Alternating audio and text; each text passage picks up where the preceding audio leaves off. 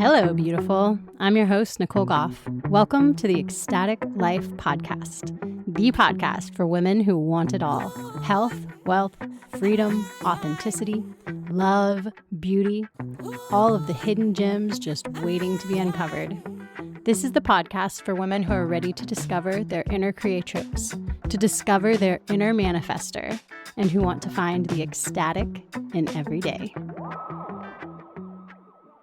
Today I am here with my friend Taylor Bland, and we are here to talk about the ecstasy of autonomous childbirth. So Taylor is the mama of two boys who's been in the birthwork field for about a decade now. Her roots are here in Florida, but she's currently serving in Lancaster, Pennsylvania, and she is serving the Amish community. How are you doing today, Taylor? Great. Thank you so much for having me. I appreciate it. I'm so happy to have you on. So I wanted to first off start off by saying that Taylor was my birth assistant. I think I officially hired you as a doula on paperwork, but you were definitely my like underground midwife there for my fourth birth. And I was planning on going completely autonomous, free birthing. And then right at the end, I found out that little Carrie was breech, and I had second thoughts about being able to deliver a breech baby without anyone there who, had experience with that. And so I was lucky to be able to find you, and you came on at the last minute and you were just perfect. I mean, it was exactly what I needed because Carrie did flip. So she turned kind of in the last week or so. And it ended up being this like such a magical birth experience. It was like a 3-day long labor, and it just the whole thing was so liberating for me after some past experiences where I had midwives that were too medicalized. And so when you were there, you were just totally hands off. You held space. You didn't offer anything except for the tiniest little bit of advice about the nuchal cord. You were just there in case I needed you. And that was so healing for me. It was like I got that autonomous birth that I really craved. But I also had you as like a wise woman holding space with your presence there, knowing that I was safe and you had me. So that was my favorite out of all 5 of my births. Absolutely. That was like the most magical, and it was such a special experience. And I so appreciated you being there. And you were like halfway through a pregnancy, sleeping on my bathroom floor. You were there for a couple of days. Yeah, it was pretty wild. But yeah, so I wanted to start off though. If you could just tell my audience a little bit about you, how you got into birth work, and what brought you to wanting to support women in autonomous birth like this.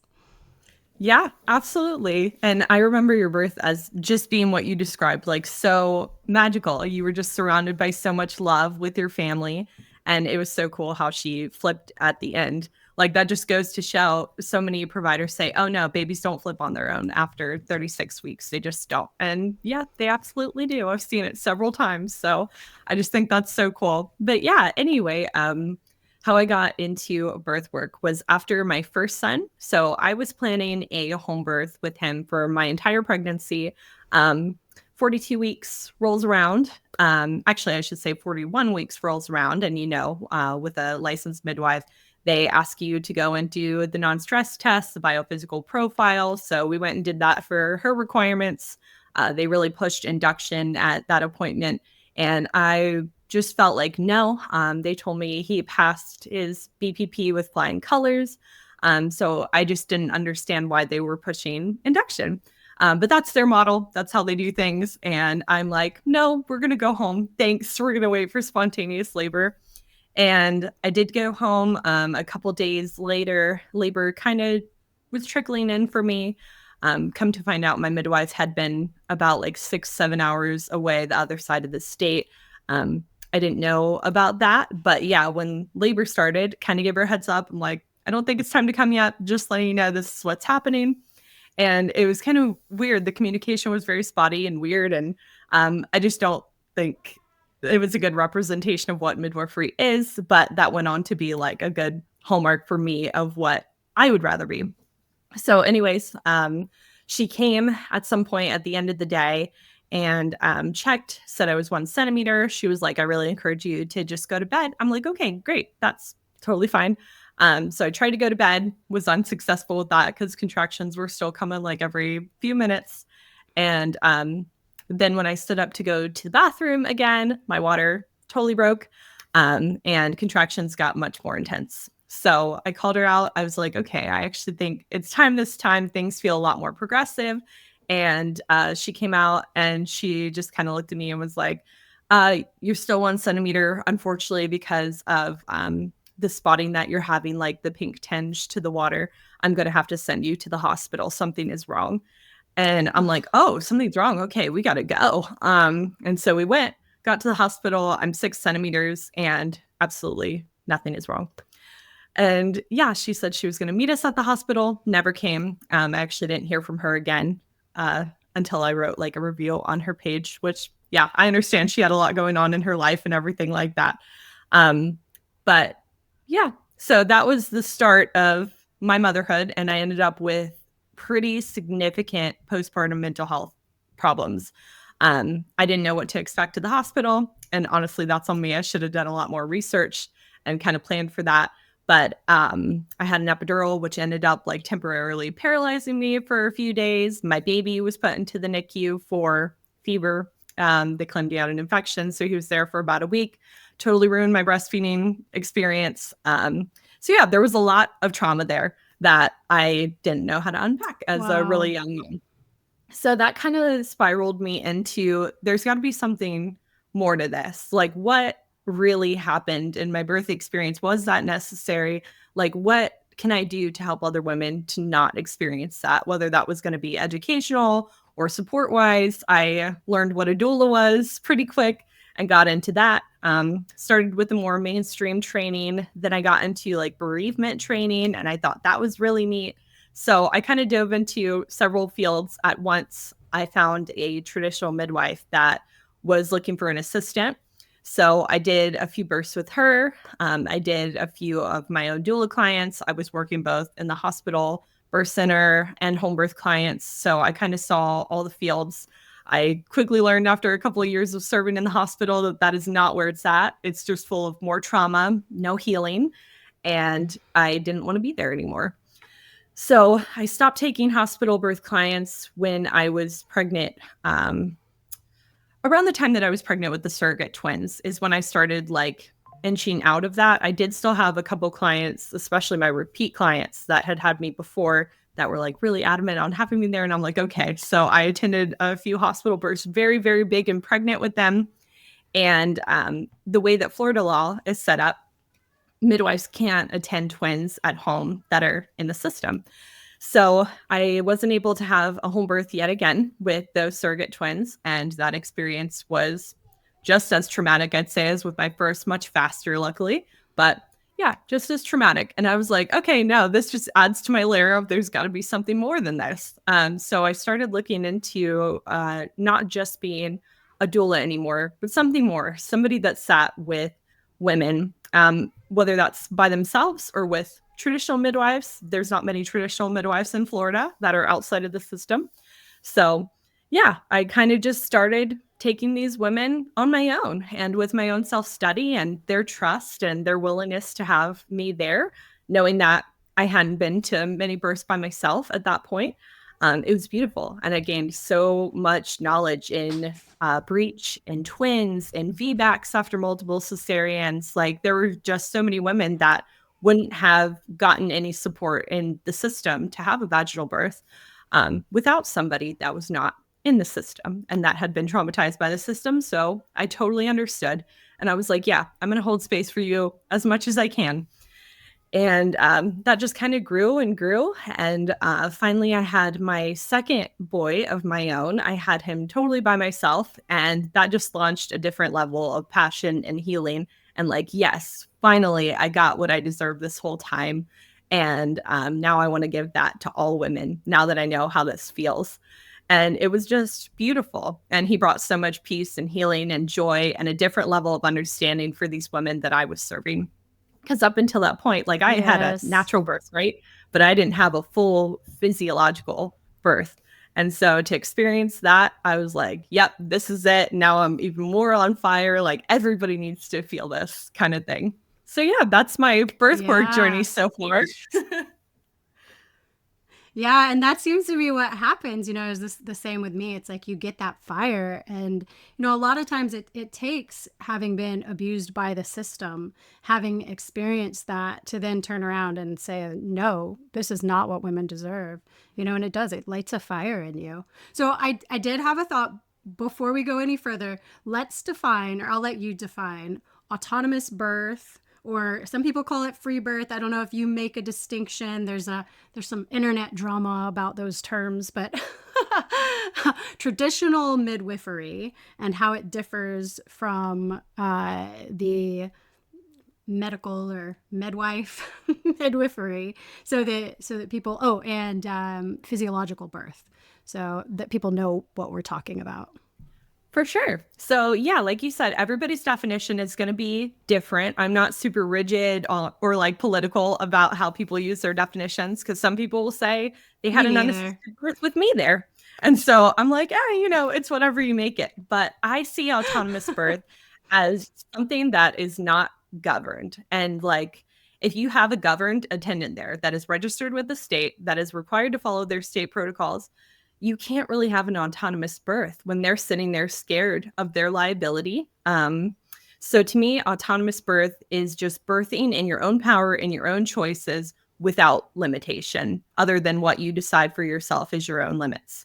So that's autonomous birth to me. Traditional midwife to me, that's another controversial one, because a lot of CPMs will say, I'm a traditional midwife. That's where I don't agree. I don't think that if you have papers and you trained with a college, especially a MEEC accredited college that has all kinds of like standards and testing applications, there's a lot of money in it that they get from these midwives.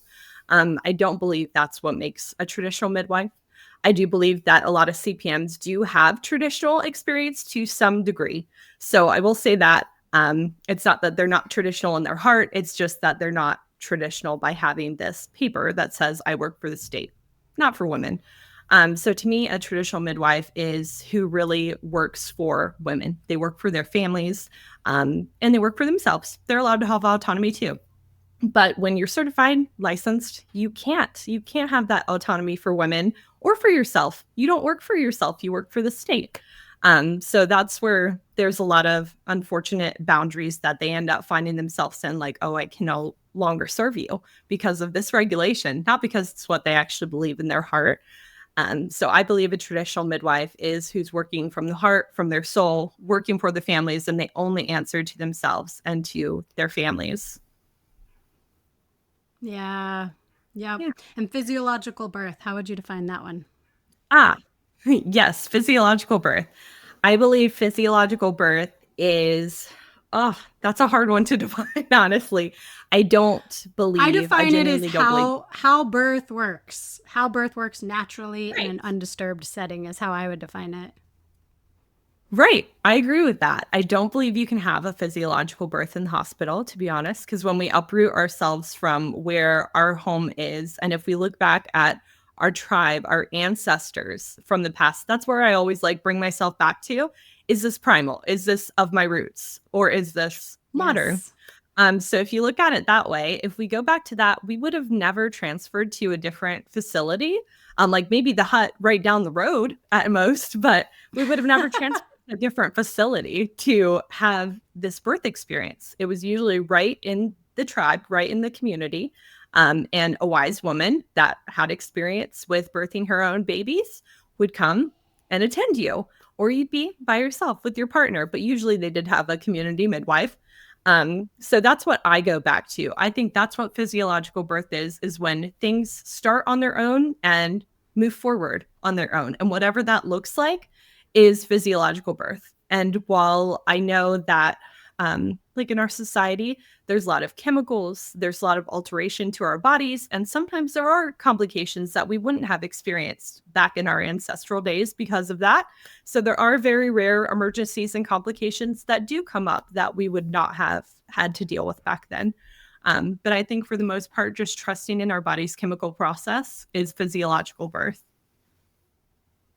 Yeah. Yeah, yeah. I was so surprised. It was not until that fourth pregnancy, when I decided I was going to do an autonomous birth, that I learned about physiological birth, like actually how birth works naturally in the body.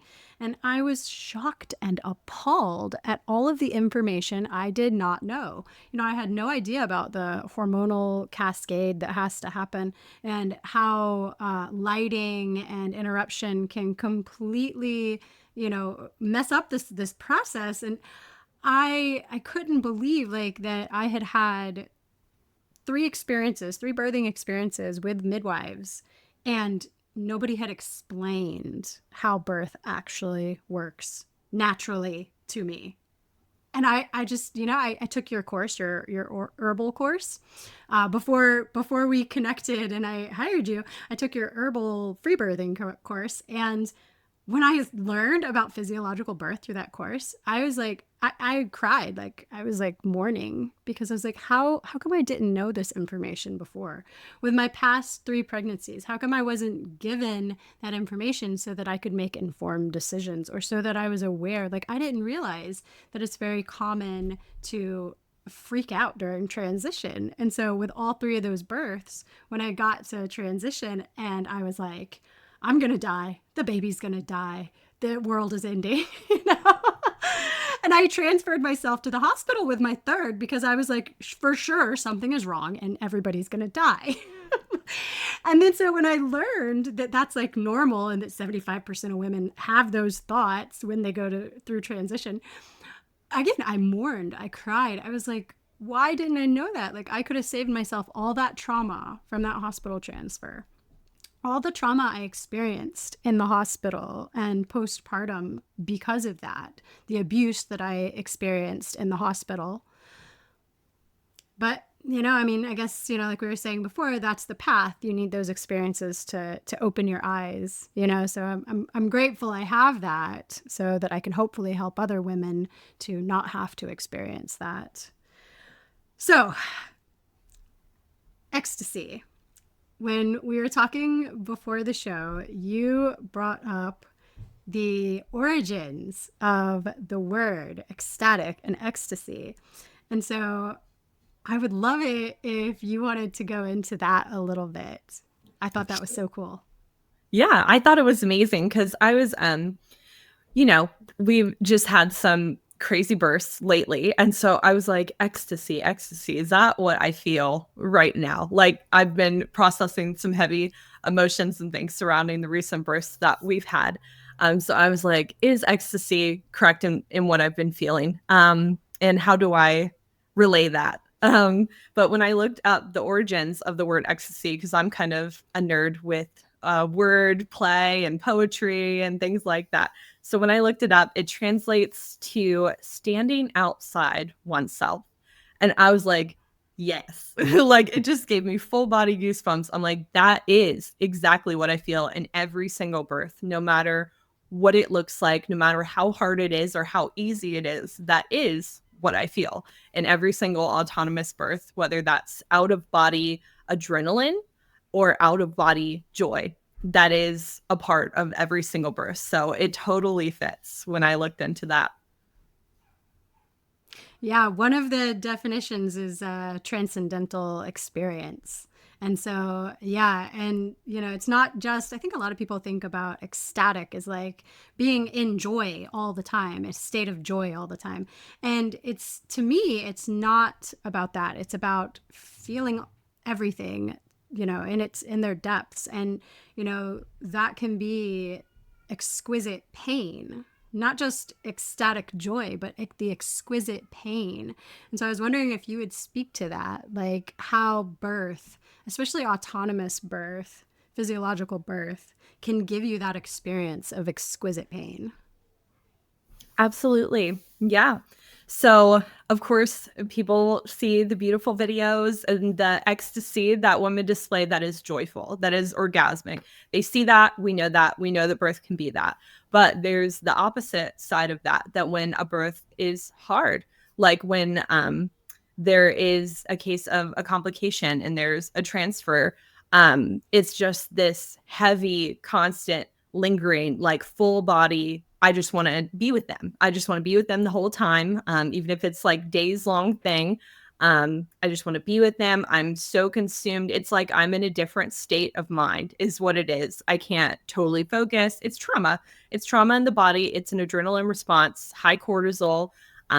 And to me, that is part of ecstasy because you love this person, this family, the mom baby duo. You love them so much that it is just all consuming. And that can feel like you said, really heavy pain. It feels like pain when you don't get to give them exactly what you feel that they deserved, is like that peaceful home birth experience, whether their baby was born at home or not. They didn't get to have that full experience of what you wanted them to receive, just peace the whole time. So yeah, it definitely feels like full body pain, even when it's necessary and you know that they're exactly where they need to be.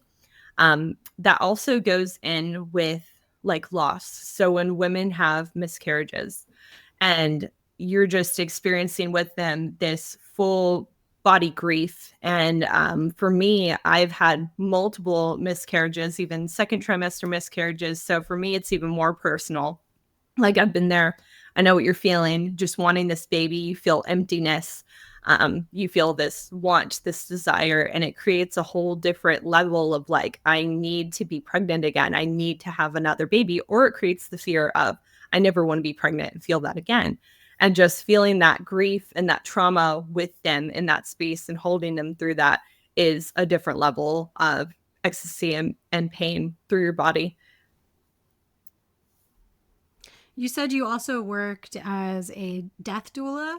And also define that if you want to talk a little bit about that, because I think that's something I think people are starting to recognize the word doula when it comes to birth, but I don't know many people who are talking about helping people with transition or helping mothers with the transition of a baby that has passed.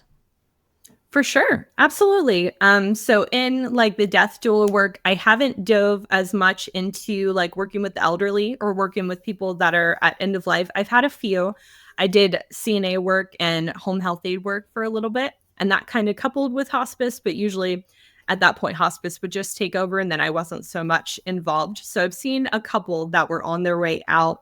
But other than that, it's mostly been with moms that are either having like late term miscarriages or stillbirths. So I have worked with a lot of families in that way, whether they were in the hospital or they got like a diagnosis and then they chose to like have their babies at home. So I've had both sides of that, and the hospital, I'd say, definitely treats it differently. And that's really hard to see that. They kind of just treat it as like, this is a body, like it's just a body that's gone and it's less emotional. There have been some really amazing nurses that like held the women through it and cried with them, prayed with them, whatever the mom needed. But yeah, that was definitely a different experience, and seeing that when the baby is not participating in the birth process, because they're actually a huge part of the process and people don't realize how much they help. But especially when it's like a full term baby that has passed in utero, they're no longer helping in the physiological birth process. And people don't realize how important that part of baby's process is. And when mom is just working against that and just trying to push a baby out that isn't helping themselves to restitute, to wiggle down into the birth canal, it is a totally different birth experience. They're way more likely to have a baby that gets stuck because baby's not helping. They're way more likely to have crazy blood loss postpartum, which I don't think is actually necessarily related to the baby themselves not helping or the uterus not helping itself. I think it's more so grief. I have seen that in lots of cases of loss, whether mom was 13 weeks or she was 38 weeks. blood loss, I kind of see it as the uterus just cries, like the uterus just grieves for that mom Yeah. and for that baby, and it just releases so much blood of like, we're trying to flush this, we're trying to cleanse this out of our body, because a lot of people, they don't feel it, they don't realize that it's real until days, weeks later. Like that actually happened to me, and I feel like that's the body grieving before the mom even can be grieving herself. So that's something different that I've noticed in those kind of births. Yeah. Wow. Oh, that's heavy, you know, and I don't hear a lot of It people is. talking about it because of that. Yeah, that might be a whole other podcast in and of itself, really. But Right. to to uh to pivot a little bit, this is, you know, part of it. How do you help women to find empowerment? Because I know that's a big part of what you do. To not be there to be their savior, not be there to be their coach, and you know all of these typical things that you think of midwives and doulas doing, but to actually empower them to be in charge of their own experience. How do you do that? Right. Yeah, I think that's super important because I see a lot of birth workers, especially new birth workers, they'll come in and be like, I empower women. And I'm like, no, they are supposed to empower themselves. You can't give that power to them from yourself. In a way, I guess you can, but you don't bring that power and that light up in them. They have to reach in and do it themselves. And that is what's empowering. You can be an empowered like birth worker and have your own power, and that can transmute to mom in a way. Like they can feel that, they can pick up on that energy. This is a strong woman. Like I'm a strong woman too, but you don't give that power fully to them. And it is so much more healing when they do it themselves, especially after past traumatic experiences. So for me, I like to redirect. So if mom asks me a direct question like, I'm experiencing this, is this normal? I redirect it to them first. So I'm like, what do you think? What do you feel in your body? Does it feel normal to you? Do you feel concerned? What comes up for you when you're having this? And moms with a lot of anxiety sometimes struggle with that. They're like, just tell me that it's normal. But it's like, listen, I'm preparing you for birth. So just hear me out. And it's beautiful to see them do that. And at first they can be like grumpy with me sometimes, like, just tell me that it's okay. And at the end of the day, if they're still not sure, I can speak to physically what is normal in my experience, but you are more connected to that baby than I will ever be able to be. And so I just feel like it's so much better in the long term, especially in preparing for birth, that you feel the most connected to baby and that I'm not overriding your intuition. I want your intuition to be the strongest. Like I'm going to show up with mine. I want you to show up with yours. And we have our separate intuitions, and usually they connect and they're in alignment if we're both in our power. But yeah, redirecting is a big thing for me in giving that power back to women, always giving them the choice, always asking what their gut instinct feels. And it really shows. I feel like it really makes a difference in outcome.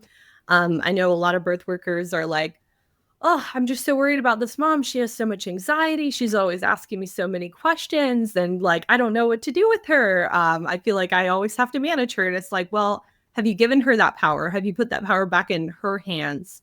Because that releases a lot of fear and liability for the attendant, in my opinion, when we constantly give it back to mom.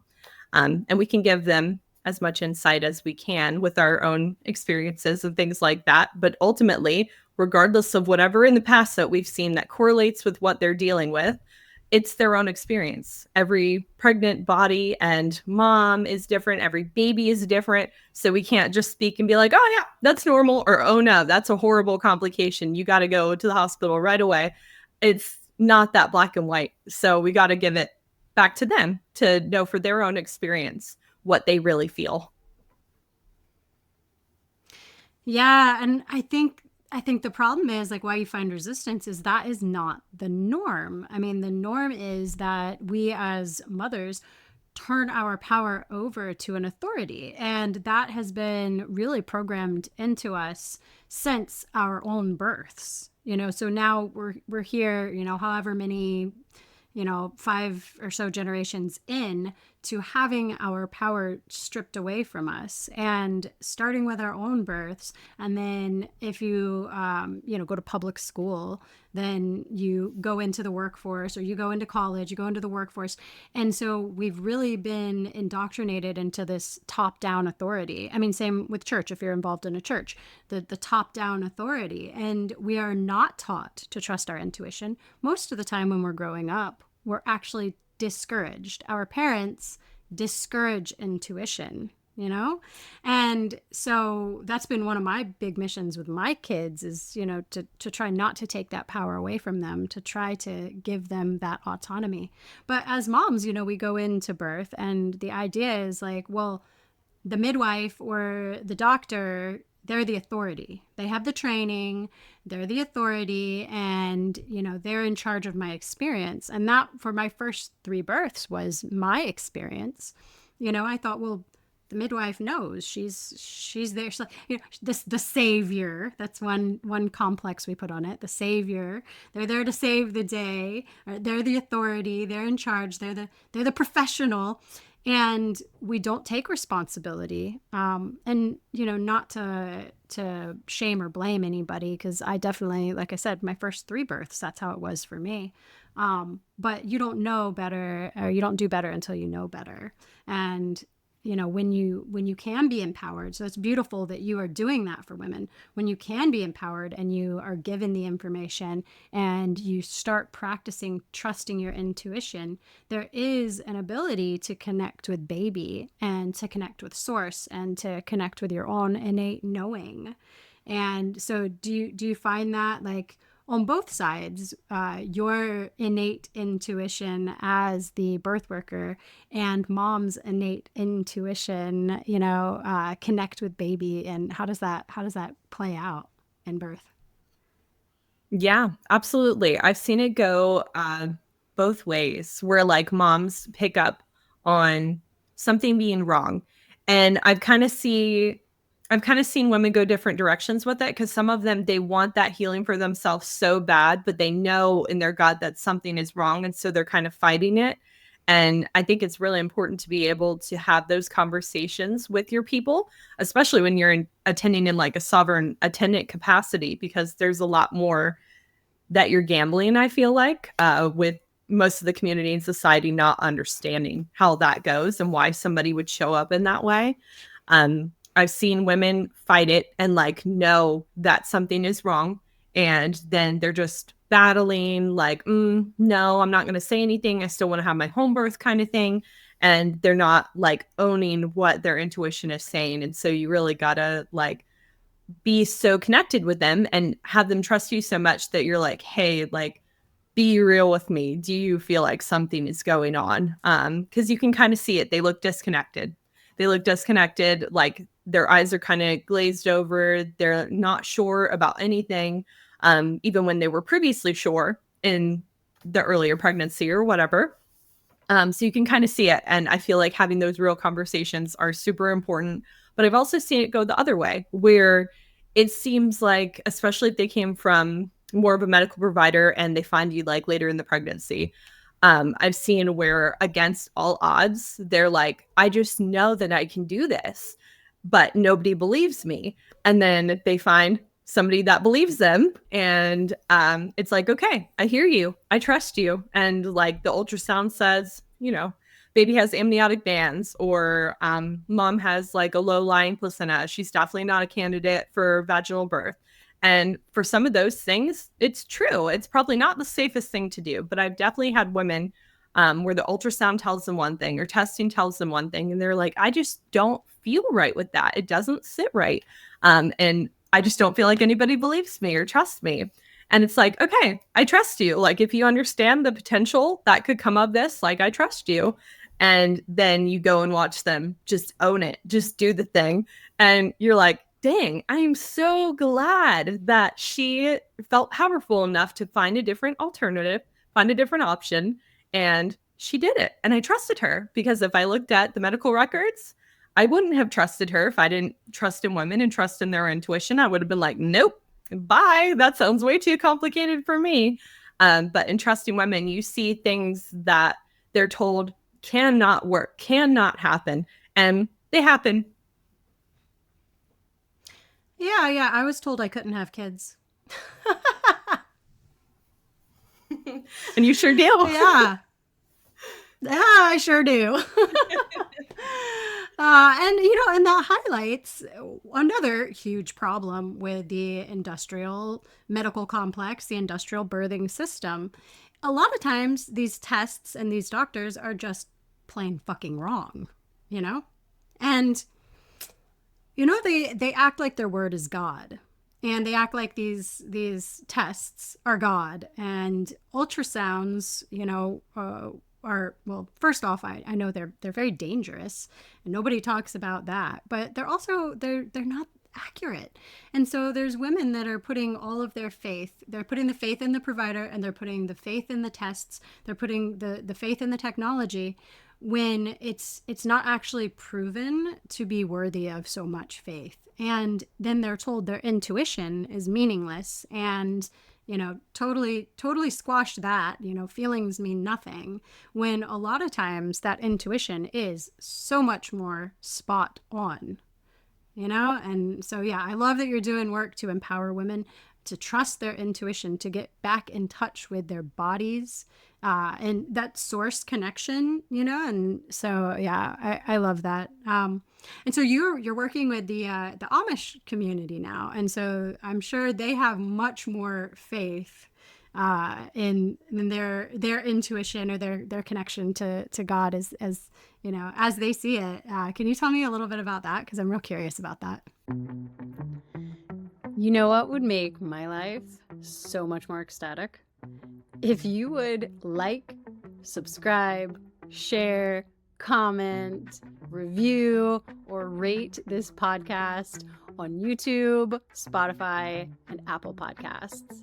It would really mean the world to me, and it helps the algorithm know that this show is important and it needs to get out to other women who are also trying to make their lives ecstatic too. And if you want to support me further, I have a Patreon, patreon.com/Nicole Goff Speaks, where I have a $5 a month membership, and you get access to special recordings that are too hot for the mainstream channels. Thank you so much for your support, and I hope you're enjoying this episode of the Ecstatic Life Podcast. Sure. And that's been a totally different experience, because they, like what you said about authority earlier, their church teaches them that it's really important for them to follow authority to some degree. Not so much like the modern, but still they have midwives coming into their community that are very authoritarian, but also very medical. So they come from the medical system, and they're telling them all these things. Oh, you have to get ultrasounds. You have to get this testing, because they do have a higher rate of genetic abnormalities and things like that. But yeah, they have these midwives coming in and just speaking over them, speaking over what their gut says. So we've had plenty of women that are just something in their gut says no. Like, I don't agree with that. Like just recently in December, we had a woman who came from a different provider, and she had higher levels of fluid, but they weren't crazy. It was just higher.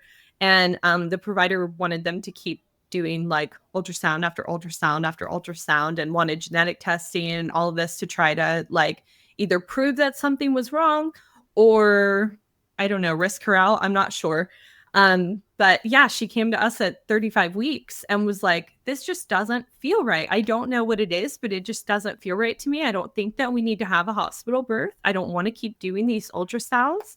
Like, I want to trust in my body. And yeah, her baby was actually born a little bit different, but still she got that home birth experience, and it was fine. There was no need for her to be in the hospital, whether in labor, at birth, or after birth. Like, they never went to the hospital at any point. It wasn't necessary. So I just think things like that are so important, and they are finding in having these conversations. We do like seminars and things every so often to talk to them about different birth options, because really their alternatives are to have these authoritarian people coming into their birth spaces and feeling like they know better. And they've been taught for a long time in their community not to use like intuition, because that's more like energy, like almost witchcraft, I guess you could say. But God did give us. Really? Yeah. Yeah. And so it's a relearning That is experience. so surprising. I know. Yeah, that is so surprising because I guess my thought, and this is, I guess, just a bias. I thought, well, if you are spending so much time in prayer and you're so, devotional in that way, that you would be relying more heavily on that connection to God in the birthing experience. And so even in a community that's more isolated like the Amish, you're saying still the medical industrial complex has gotten in there and like, twisted things around and like, no, submit to our authority. Oh, gross. Right. It's weird. That's disappointing. But then, yeah. But when you reframe it for them, like it's your connection with God, less of like intuition, less of like self higher power kind of thing, because they don't like that talk so much. They don't like to talk about energy and things like that. But if you frame it as your connection with God, like your faith, what does your faith tell you when you pray? What do you feel about this? So it's kind of like just a reframing. Whereas with our free birth people, we can say like intuition, energy, spirit, like whatever. But with them, it's more God-centered. And it should be, because that's what they feel most comfortable with. And that is who is in control if they're looking at it from their perspective. And so it's like, have that connection, separate it from what the medical box is trying to put you in, and have that direct connection to spirit. And then that gives them more of a way to channel that without feeling like they're performing any kind of energy work. Wow. Yeah. Just the semantics. It's so funny because depending on who you're talking to, and, I kind of go back and forth because I'm at the point where I'm at the understanding that it's all the same thing. Like, it doesn't matter the words you use. We're all talking about the same shit, So the semantic games to me is so funny because when you're talking to someone else who is, more woo woo or whatever word you want to use, more spiritual, if you use the word God, sometimes they get upset. And so it's like finding the way to communicate, even though you're talking about the exact same thing, the exact same concept, but finding the words that the person can relate to so that they can have the understanding, because they can look at it as witchcraft if you say it in one way, and faith if you say it in another way. It's so funny. People are so funny. They are so funny. Religion is so funny. I know.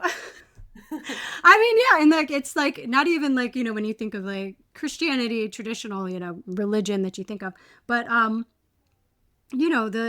scientism and the religion of spirituality and all, when people get too dogmatic about anything, they kind of lose sight of the big picture, and I see that in all different groups of people, so yeah, that's funny. Well, along those lines, you had said something before in your email to me about knowing babies. So knowing babies before you actually meet them, or the knowing that you feel when you see a baby for the first time. Can you talk about that some? Oh, for sure. Yeah, you create this beautiful relationship with a person that you can't even see when they're in the womb. Like, okay, well, this baby is way more active. Like, this baby bounces around. You go from this house, and then over here at this house, the baby's very calm, does like subtle movements. Their heart rate, like, their energy. Like, they have a different energy to them per each baby that you go to. And it's really neat to see that. And I feel like especially in cases where like complication comes up, or like a baby comes out and they're stunned and they don't want to breathe. There was one birth in September that like, it was so potent for me there. And I really didn't think it would be. I didn't have as much of a connection with mom. She was very busy mom, never really had time for like long appointments. This would be baby number 8 for her that she was expecting. So she ran a very Wow. structured household, and like, whoop, she was on it all the time. Short appointments, never had any questions. It's just kind of like do your job and go. And yeah, so I didn't think it would be a very like connected, like heart-centered experience for me. It was more like I was just a professional coming in and doing what they wanted to do kind of thing. And she started care with us very late. We only had a few appointments with her by the time that she gave birth, which is fine. But we just didn't have a lot of time to connect. So when her birth came, I felt like a little bit of anxiety because I felt like that disconnect of I don't feel super connected with her. I don't know if she's going to communicate if she feels like anything's off. And that birth ended up being a little bit different. It was like, so the placenta was partial previa, so like partly over the cervix, and there were no signs in pregnancy. It wasn't until she was about 7-8 centimeters that we could feel it. But it wasn't totally covering baby. Baby was still able to come down. Baby's heart tones were still great. So we were like, this is what's going on, but you can keep doing your thing. And baby was born pretty easily, but then came out with the cord twice around their neck, which is not an issue. We see it all the time. But twice around their neck, plus a true knot, plus baby had to come out asynclitic because of the partial previa. And when he came out, he was definitely not eager to breathe. He was like, not gonna. And he was a pretty big guy. So I just felt like I ended up being the one to catch him. And when I held him, I was just like, I know you. It was just like this knowing of like, you're going to be okay. But yeah, we're going to work for it. So he ended up needing resuscitation. It wasn't super long. It was just like 10 minutes, I think it was, of resuscitation. And he ended up coming around, had a beautiful cry, super happy, chunky guy. No issues after that. But it was just like, I know you, like, it just feels like you've met somebody before. Like if you've ever met somebody and you're just like, I know you from somewhere. Where do I know you from? But there's no history, no chance that you would have ever met or seen them before. It's just like, I just know you. Like your soul just feels something. And I felt that with him. And I feel that with a lot of babies, whether they have complications or not. It's just like, I know you. Like, nice to finally see your face kind of thing. Because you feel them, you learn their energy in pregnancy, and then you meet them on the other side. And it's like, wow, it's nice to see you like in your body and in your face. And this is who you are. Yeah. So, do you believe in the concept of spirit babies? That the Oh, baby definitely. is out here in spirit. Yeah. So that's what that makes me think about spirit babies. So it's like you're connecting with the baby's spirit before they're even in the body, and depending on kind of I guess what you subscribe to. Some people, I think it's my belief that the soul and the body don't integrate until birth, so that there's an integration process that's happening. What are your thoughts about that? Yeah, no, I definitely believe in spirit babies, and I can totally see that. I view it as kind of like what you said, like the soul and the body don't integrate until birth and then their earth side. Um, I believe that the spirit of baby more so kind of hovers, like they linger, they stay close to their physical form of what they're going to be. And so it almost feels like they're in the room with you rather than in their body, but they're there. And so I'm sure to moms, and I've kind of experienced it in my second pregnancy more so, like with my second boy, of that, like, you're not in here, but you're somewhere out here. And that's a weird feeling for moms that are connected and believe in spirit babies and all of that. It's a weird feeling for them. It's almost like they can't connect with this physical form because they're feeling something out there, and they take it as like, oh, my baby's going to die. My baby's not going to be here earthside with me because they're somewhere else. They're not here. And yeah, I've had a lot of moms that are connected in that way say that like, I just can't envision how this baby in here is going to be on the outside. I can't see it. And so does that mean that I'm going to lose my baby? And we can never guarantee that. But in just sharing that, like, I don't believe that their soul is actually in here until they're out here kind of thing. And that makes it make more sense. So yeah, I believe in that. I also believe in like spirits that linger. And not just for baby, but like if they've had a prior loss or they've lost their mother or their father or somebody close to them, I believe that those spirits stay close. When a mom is in that vulnerable window, the veil is so much more thin for them. And so there have definitely been a lot of experiences. I've experienced it where like I see my grandfather that passed in my first pregnancy. I still see him, but only when I'm pregnant. So it's very interesting to have that, whether in dreams or in visions, or just to like feel their presence, but they're not saying anything. And I had that experience with my free birth, where I birthed my second son at home. I felt scared at the end. I felt a little bit of fear of like, is this baby actually going to make it to the other side? And I had had a 18-week loss before him. And so that 18-week loss of spirit was very heavy throughout the pregnancy, but I knew that it wasn't this baby. And so I could just feel him. And he reminded me in that labor, he said, everything is going to be fine. I'm here and I'm bringing him to you. And I was like, oh, it still just makes me emotional and gives me goosebumps because I could hear it so loudly. And those that have never had that, they don't understand. They're like, that was just your mind. And I'm like, no, my mind was in fear mode. That was not my mind creating that. And then shortly after that, I birthed him and he was perfect. And I knew that that wasn't that same spirit that I had just heard. It was a different spirit. Yeah. So I definitely believe in that. And I know that other women have experienced that too. Yeah, yeah, and what you were talking about the veil being thin, the birth portal. I think that is so potent, and so like it's not talked about at all in mainstream. There aren't very many people that are talking about that. But when you're talking about ecstasy, the origins of ecstatic, and being out of body and otherworldly, it really is, it's a small death. So it is a form of death. The birth portal is also a death portal.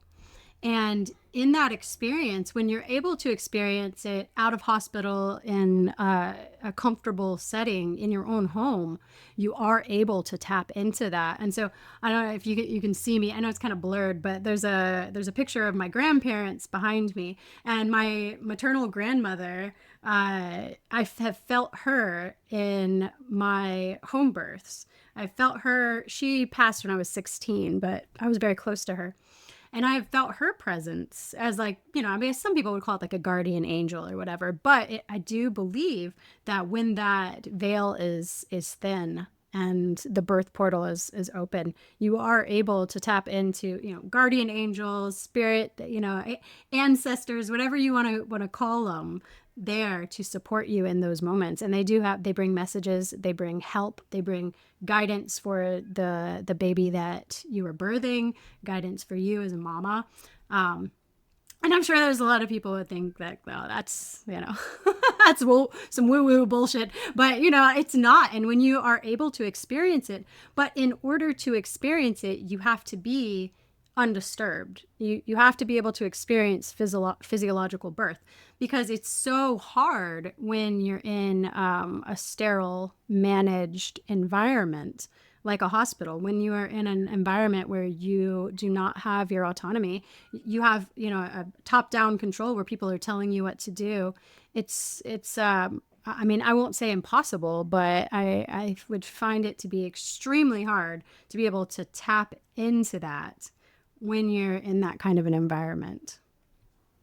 Yes, I agree with that 100%. And I've seen it like with hospital birth. They ask you so many questions. They're instructing you through the whole thing. They're not even letting you get to that. It's a different brainwave state, really. And for women that have been allowed to get to that place of like, it is dark, no one's talking to you.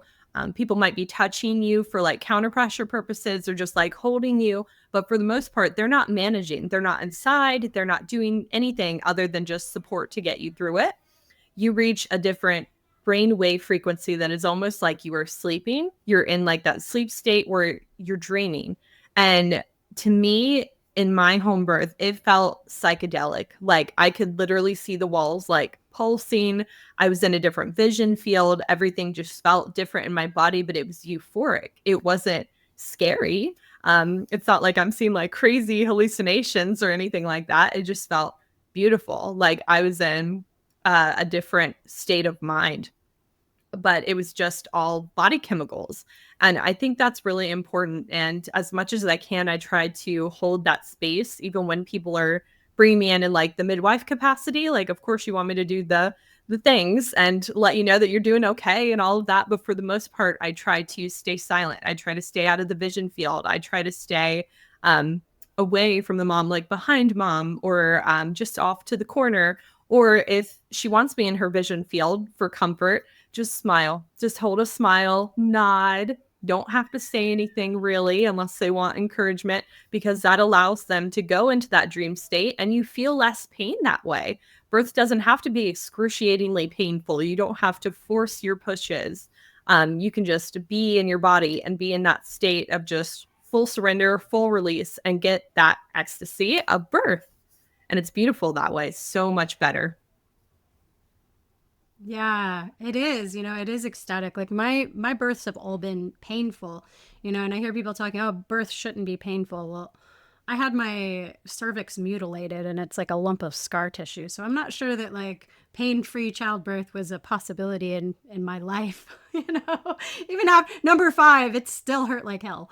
But there is a state of ecstasy, and there is an otherworldliness, a trippiness that you and this is the thing, like for anybody out there that's done psychedelics, plant medicines of any kind, like would you want that experience in a hospital with bright lights and people in your face and cold AC blasting and tests and needles? I mean, if you're tripping on mushrooms and you go into that setting, that's going to be hell. And so when you're in the birth portal in that way, it's like, yeah, that's the complete opposite experience that you want. You're, like you said, dark and calm, and to have a loving presence in there. I know for me, when you were my birth attendant, I needed you to help me with like some traction, when I was like pushing, and that was like so helpful to have that extra set of hands there. But you never like, oh, let me check your cervix, let me get in here, and like I think I asked you one time to check on heart rate for me, but you never like poked in and prodded in any way into my experience. And that was such a gift, because all of my previous midwives, it's like, oh, it's time for your check. Oh, it's time to check the heart rate, and I need you to stand up and get in this position, and now it's time to lay on your back. And it's like, that's so invasive, even if you're not in the hospital setting getting stabbed with needles and, hands up inside of you, sweeping membranes and all those things literally invaded. It's an invasive to get into somebody's headspace, heart space, or spiritual space during that process, because it is such a delicate process. Right. Absolutely. And I feel like even with heart tones, that's something that I've like had to balance with, because more of the Amish community, they do want regular heart tone checks, which makes sense for the like more common for them to have complications and stuff like that. So it makes sense to me. But trying to balance that, it feels really important to me to like make a plan prenatally. Like, hey, if it's time for me to like listen, do you care if I just swoop in? I just listen with the volume like turned down just to where I can hear it unless you want to hear it, so that I don't disrupt your process.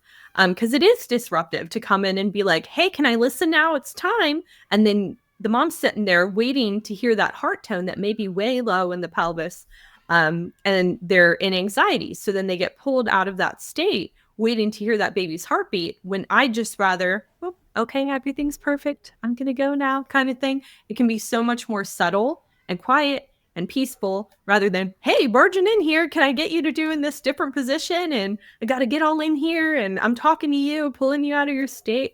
I'm like, it can be so much more modest and subtle than a lot of people make it. Yeah. I was so sad when I had learned you had moved when I was pregnant with my fifth, because I had wanted you to be there for his birth Oh, also. But I did happen to find a absolutely wonderful licensed midwife. So they do actually exist, Dialis, and she was actually traditionally trained, and then in Puerto Rico. And then when she moved to the United States, they told her, well, you have to have a license now. So she went through the process, but she still has the traditional roots. And so she is still practicing more as a traditional midwife. And she did not, no checks, no invasion. She actually barely made it there. It was the opposite of Carrie's birth. So my fifth, Jackson, it was 4 hours total. wow. And that was, I know, and that was like crazy, because I had manifested on that one, because Carrie's was so long. I was like, I want a quick birth this time. And so I spent a lot of time manifesting quick labor. I woke up at 1:30 in the morning, and I was like, oh, I think it's time. And then it was like, boom, boom. And all of a sudden it's like an hour later, I'm like, oh no, it's like, it's happening. Dallas, get here right now. Actually, I couldn't even call her. I had to have my husband call her, because I was like, at that point, I couldn't even talk on the phone. So it was just like, bam, bam, bam. Crazy. It was the only time I'd had that experience. And yeah, that was too fast. I went too far. So I get that. I was yeah. 3 hours. It's intense. Wow. Yes. Yeah. So you got to be careful with manifestation. I absolutely. So I created a birth journal that I have up for sale on Amazon, my holistic pregnancy journal, and it's a prompted journal that helps you to manifest the birth of your dreams. And so I do really believe in manifestation. And with both Carrie and Jackson, I wrote down the birth that I wanted. I imagined it. I, really lived it before it happened. And with both of them, it wasn't, exactly as I thought it would be, but it was exactly how I visioned it. And so there's something really like magical and powerful in that. Do you help any of the mamas you work with to manifest? I'd say so. So with the Amish, we can't do like manifesting. We can't talk about that so much, but they can gear their prayers. They can gear their prayers towards what they are desiring. And they're very chatty. I should say that. They're very chatty in their church. They talk a lot about each other's experiences. And moms and grandmas are usually pretty open to put their fears and their complications onto their daughters. Like, hey, make sure that your midwife is mindful of, like, I needed to be induced. I needed to be induced every time at 41 weeks, for example. Or like I always had a shoulder dystocia, something like that they just like put on their daughters that are like, hey, make your midwife aware of this. And while it's nice to keep mom's history in mind, it's not necessarily going to play out that way for their daughters, because it's a totally different genetic combination, a totally different body. And so we can't just take that and put it on our own selves.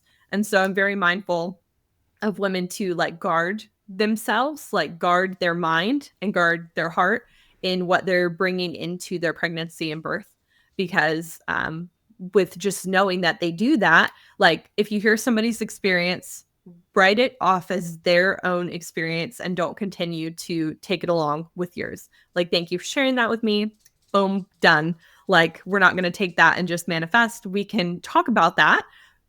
Like mom, midwife team, birth team, whatever. We can talk about it and what would happen if, but then after we make a plan for it, release it, let it go. We're not just going to stew in it, because if we just stew, then it's more likely to happen, because the more that we think about it, the more likely our body is going to receive that as, oh, this is what we should do. We're thinking about baby getting stuck. Baby's going to get stuck. Or we're thinking hemorrhage. We're thinking, I'm going to bleed out after birth. Yep, you're probably going to bleed out after birth if you keep thinking that way. So just take it as what their experience is and release it, and protect your energy and that, and know that theirs is a totally different birth than yours. We can't expect that in our own. We have a plan for it if it happens, but that's the end of it. So that's a really important part to me, because I have definitely seen people manifest their own things like a fear of baby being breached. Yeah. And then, whoop, baby's breached. Go figure. Yep. Yeah. That's such good advice. Yeah, I see that in all other aspects of life too, not just with birth. People do that all the time. Right. Okay, so we are at our hour. I was wondering, do you have any other advice that you would give for pregnant mamas or mamas that are thinking of becoming pregnant soon on how to have the most ecstatic birth that they can? My biggest advice is to surrender to what the process is. A lot of people, they like to plan, they like to control. I say surrender to what it's going to be. Whether you've had a prior loss and you're afraid that you're also going to lose this baby, you are not in control of that outcome. And so trying to obsess over it, trying to control, that actually leads to more grief, more worry, and less of a positive experience in your own pregnancy, whether you have 18 weeks with this baby or you have the rest of your life with this baby. You are not in control. And so it's very important to surrender for your own peace of mind, for your own sake.